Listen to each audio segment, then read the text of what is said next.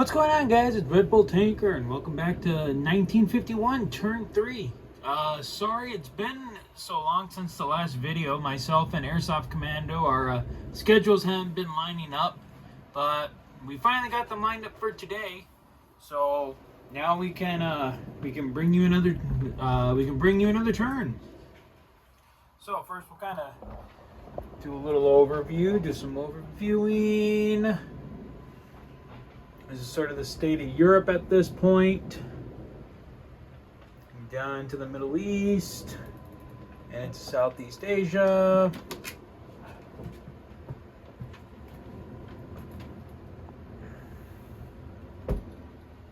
Lot of activity going on now. All right, so we'll just kind of start off. We'll start off with technologies. This is where we're kind of looking at. NATO is still at Stage 1 for factories. The Soviet Union is at Stage 2 for war bonds. The U.S. is at Stage 1 for advanced research and development. The U.S. is also at Stage 2 for M14 rifles. The Soviets are at Stage 2 for conscription, and same with China. All right, so we'll kind of just go over stuff that happened in Europe. We'll start with Europe. Okay, so let's see here, what all happened. All right, so the Soviets came in and retook Germany, or took southern Germany. They launched an airborne assault into Holland, Belgium. They did take it, and then NATO retook it. Let's see here, what else happened? Not much else really happened in Europe. Just the Soviets moved their fleet here off of Norway.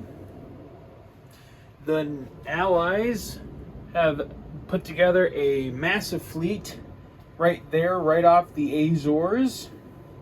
So they're preparing to make their moves into Europe.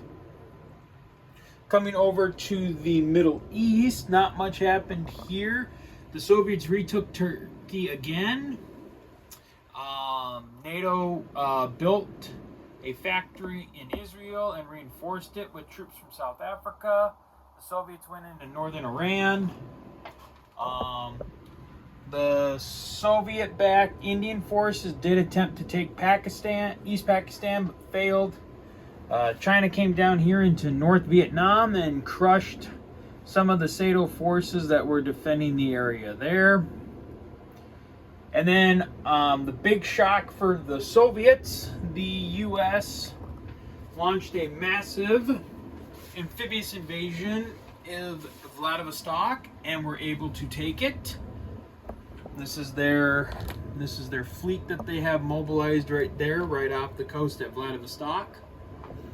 So the Soviet Far East is in trouble now, as there are American forces in the Rodina.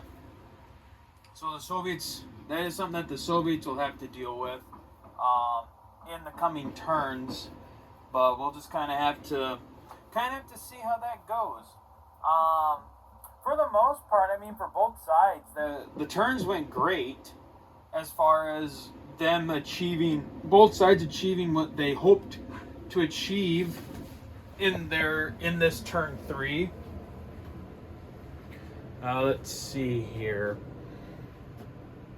Just trying to think. I mean, that's pretty much it. I mean, just a lot of buildup. I mean, the Russians don't have that much longer. They only really got maybe 1 or 2 more turns to really try and make a play in Europe before the bulk of the Allied forces, not only there in the Azores and what's off there, but this is a pretty sizable force here in the United Kingdom as well. And the Americans just dropped 4 B-29 bombers in the eastern United States. So the U.S. is really the U.S. is planning to really turn up the heat against the Soviets there.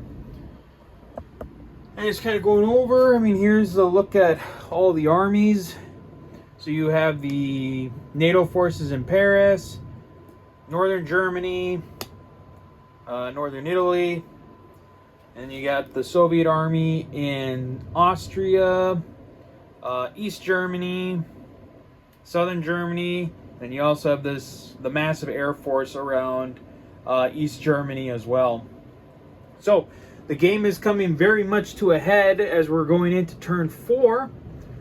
But I mean, both sides are pretty confident in what they're pretty confident in what they can do. So we'll just have to see how it all plays out. So that'll be it for turn 3, and we will see you guys next time for turn 4. So until then, guys, as always, well, take care.